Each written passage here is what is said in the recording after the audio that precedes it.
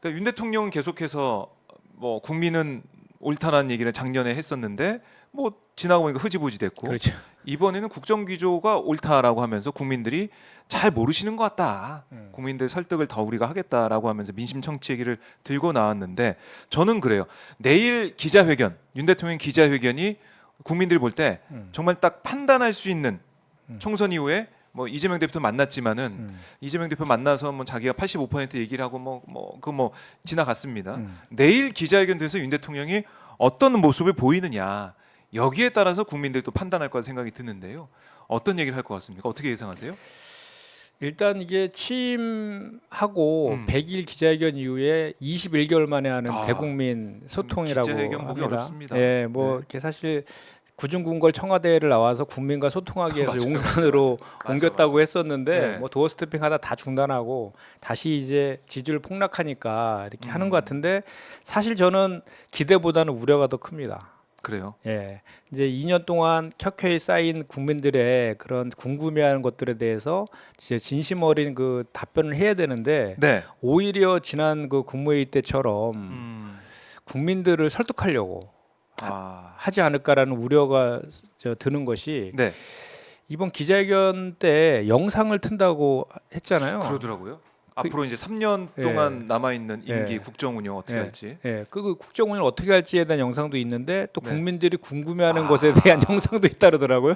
그러면 이것도 지난번 그 52분 그 의정 갈등 관련해서 대국민 담화 발표할 때 예. 그런 또 기시감이 또 들기도 하거든요. 그래서 뭐냐 각종 그 이번에 당연히 이제 많이 물을 거 아니에요. 네. 최상병 그 수사협약 특검이라든지 뭐 김건희 특검 관련된 그리고 또 의정 갈등의 문제도 있고 민정수석실 부활 관련돼서도 좀 더 날카로운 나올 수 질문들이 있죠. 있을 수 있는데 네. 그런 것들에 대해서 혹시 그냥 자기 변명만 하지 않을까? 국민들의 눈높이에서 국민들이 원하는 대답을 해야 되는데 그러지 않을 것 같다는 생각이 더 많이 드는. 그러니까 계속 우리가 봐왔던 의정 갈등 관련된 대국민 담화 거기다가 국무회의에서 얘기했던 총선 참패 이후에 했던 그 내용 예. 기자회견도 뭐 대동소이할 것이다. 바뀌지 않을 것이다. 그렇게 될까봐 걱정스럽다는 거죠. 그러면 안 되는데. 근데 내일은 기자들도 질문하잖아요. 예. 질문 또 날카롭게 하면은 대답을 또 하지 않을까. 그러니까 이제 그 대답할 때 예. 이미 이제 뭐 예를 들어 최상분 수사배약 특검 같은 경우는 5월 1일 날 이미 통과도 됐지만 네. 뭐 질문 나올 거야. 예, 지난 5월 1일 날 MBS 여론조사에서 보면 67%가 특검 필요하다고 했잖아요. 네. 그죠? 그래서 그거는 이미 총선에서 그 총선 심판의 가장 큰 원인 중에 하나였거든요. 보수층조차도 그것 때문에 등을 돌리는 거 아니겠습니까? 네. 근데 그거에 대해서 지금 그 대통령실이라든지 여당에서는 거부권 행사 지금 하겠다는 의도를 지금 드러내고 네. 있잖아요. 민주당이 나쁜 정치하고 있다. 정진석 비서실장이 예, 그렇게까지 얘기를 했어요. 그렇죠. 그 저기 민심을 왜곡하고 네. 그 이제 VIP의 경로 했다라고 박정훈 이제 대령이 그런 진술을 했었잖아요. 네. 그 VIP가 이제 윤석열 대통령 아닙니까? 윤석열 대통령과 연관된 의혹에 대해서 그것이 이제 진실 규명이 될 것에 대한 두려움 때문에 이제 거부한다라고 많은 국민들은 생각하고 있잖아요. 네. 근데 그런 거를 이제 숨기기 위해서 최상병 특검과 관련해서 이제 그거에 대해서 뭐 지금 필요하지 않다라는 식의 답변을 했을 때에는 제가 봤을 때는 정말로 이거 이제 레임덕이 아니라 대대덕 상태도 올 수 있다. 대대적 상태. 예, 그런 저는 그렇게 생각해요. 국민들이 가만히 있지 않을 것이다. 그만큼 거기에 이 있어서. 최상병 수사 외압 의혹은 네. 정말로 전 국민들이 봤을 때는 하나의 영린이라고 저는 생각하거든요. 이제 22대 이제 국회 들어가시겠지만 21대 국회 지금 막판 보고 계신 거 아니에요? 네. 최혜병 특검법이 통과될 때 그때도 한번 지켜보셨을 것 같은데 네. 국민의힘은 퇴장을 했고 네. 뭐 김웅 의원 나와서 찬성표 누르고 있더라고요. 맞아요. 그래서 이 김진표 의장이 이걸 뭐 상정하느냐 마느냐 이것도 조마조마하게 봤었는데 최혜병 특검법 결국 거부권이 행사될 거라고 지금 보시는 거네요. 일단. 그렇죠. 지금 뭐 나쁜 정치라고 하면서 뭐 오히려 받아들이면 직무유기다 이렇게 표현하고 있잖아요. 대통령실에서 거기다가 여당에서도 뭐 거부권 건의하겠다라고 네. 명시적으로 했기 때문에 그렇게 이제 예상이 되는데 저는 이제 그 대통령실에서가 여당에서 네. 그걸 반대하는 논리가 너무 좀 궁색해 보여요.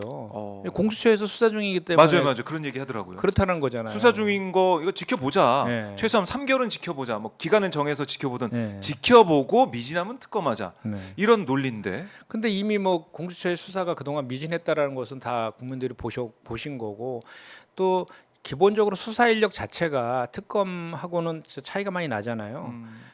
그래서 이 수사 관련해서는 대통령실이 해당되는 거기 때문에 네. 대단히 강범위할 수밖에 없거든요. 국방부도 있고 그렇기 때문에 특검을 통해서 하는 것이 진실규명에서 더 나은 방법이다라는 게 하나가 있고 또 하나는 네. 공수처에서는요 기소권이 없어요.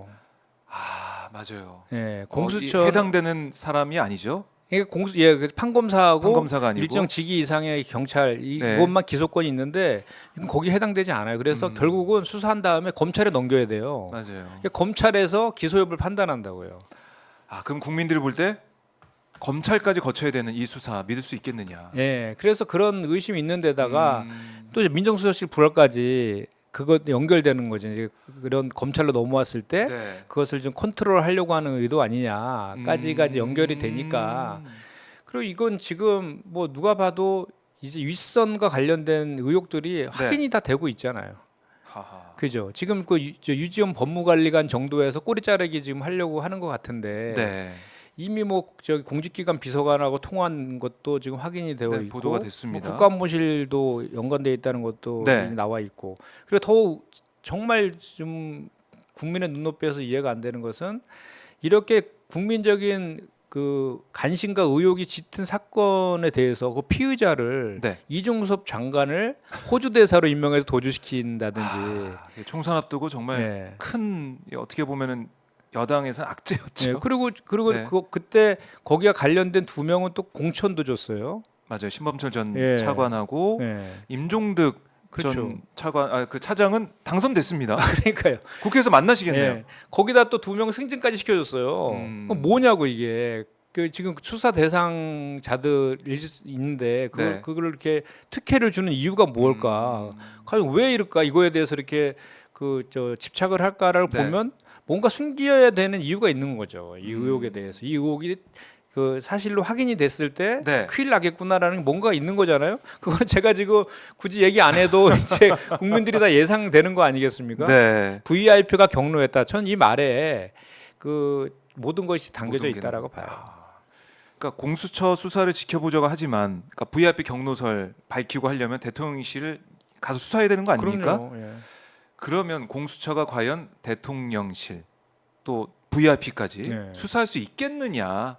뭐 거기서 막히겠죠. 그리고 거기다 또 그 뭐 4, 5개월 동안 공석인 공수처장을 느닷없이 갑자기 임명한다든지 그런 것들도 어쨌든 간에 이 수사가 제대로 되지 않을 것이다라는 것을 하나 더 이제 의혹을 또 이제 또 얹어 놓으니까 네. 또 그런 거죠. 예. 그래요. 최혜병 특검 이거 여기에 대해서 어떤 입장을 밝히느냐가 내일 기자회견에 어떻게 보면 제일 중요한 부분 중에 하나다. 중요하다고 봐요. 이렇게 왜냐하면 봐야겠습니다. 이제 보수 안보는 보수라고 하는데 네. 이거는 보수층과 중도층의 하나의 어떻게 보면 영리인과 같은 거거든요. 안보 관련된 정말 그 국가를 위해서 그 군 복무를 하다가 순직을 했는데 네. 그 순직에 대한 진실 규명을 해달라는 그것을 거부하는 게 이해가 안 되잖아요. 아무리 봐도 상식적인 선에서. 그래요. 예. 진보 보수의 문제도 아니고 여야의 문제도 아니기 때문에 내일 대통령의 여기에 대한 입장 표명 중요하다. 이거 지켜봐야 될 것 같고 그리고 최근 이제 검찰 수사가 시작된 본격적으로 예. 진행이 되고 있는 예. 김건희 여사 명품백 수수 의혹. 어제 보니까 이현석 검찰총장이 이 법리 또 증거와 법리에 따라서 철저하게 수사하겠다 뭐 이런 취지의 얘기도 하더라고요. 네. 어떻게 그러니까 보십니까? 기대 좀 하고 계십니까? 그러니까 그 한동훈 법무장관도 그렇고 이현석 그 총장도 그렇고 네. 항상 하는 얘기 보면 증거와 법리에 따라서 수사하겠다 이 얘기를 자주 네. 하더라고요. 그전에 그동안에 그렇게 했는지를 좀 반문하고 싶고 이 건과 관련해서도 네. 아니 지난 거의 5개월 동안에는 그 뭘 하다가 갑자기 총선 끝나고 나서 그러니까요. 갑자기 이렇게 그 5월 달까지 신속히 수사해서 뭐 하라 뭐 이렇게까지 얘기를 했다라고 하는데 네. 그게 이제 저희가 봤을 때는 우리 이제 좀 의혹의 그 눈초리를 봤을 때는 5월 말에 22대 국회가 시작되잖아요. 5월 네. 30일 날. 그리고 새로 신임 원내대표를 뽑힌 박찬대 원내대표가 네. 22대 개원하자마자 특검법 발의하겠다라고 한 상태잖아요. 그러니까 그 특검법 법이 발의되기 전에 지금 수사 중인 사건이니까 뭐 수사가 또 미진했을 때 또 그렇게. 이런 또 논리를 만들려고 하는 그런 거 아니냐라는 이제 의혹이 있는데 네.